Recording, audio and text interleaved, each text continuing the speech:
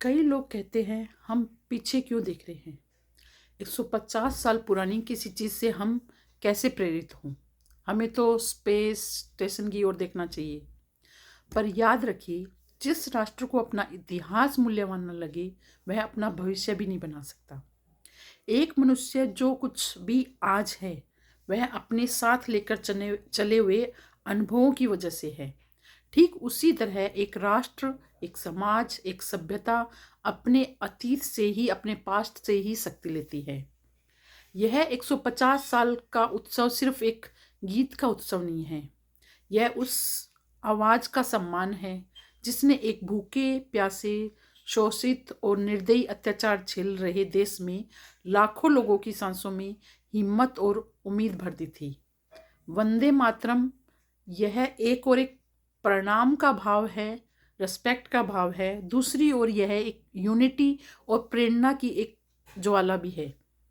किसी भी समाज में जब आप प्रेरणा की बात करते हैं तो कुछ लोग उठकर आगे बढ़ते हैं और कुछ लोग विरोध में खड़े हो जाते हैं। लेकिन सवाल यह है कि हम किसकी सुनेंगे।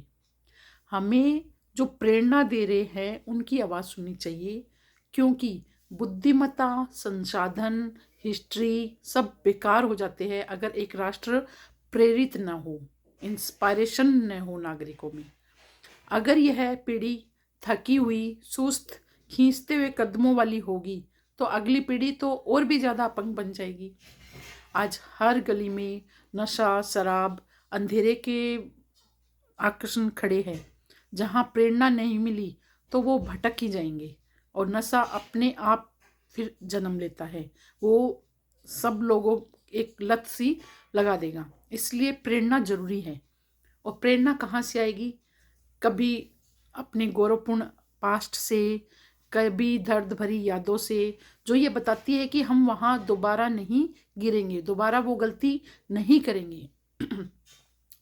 हमारे स्वतंत्रता संग्राम की कहानियाँ, उन लोगों का बलिदान जिन्होंने आज़ादी के लिए हंसते हंसते अपने जान निछोर कर दिए थे, इन्हें भूलना अपने अस्तित्व को भूलना है।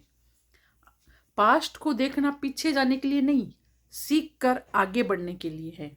जैसे एक अच्छा ड्राइवर रेयर व्यू मिरर भी देखता है तो वो पीछे जाने के लिए नहीं, बल्कि सुरक्षित और तेज आगे बढ़ने के लिए देखता है।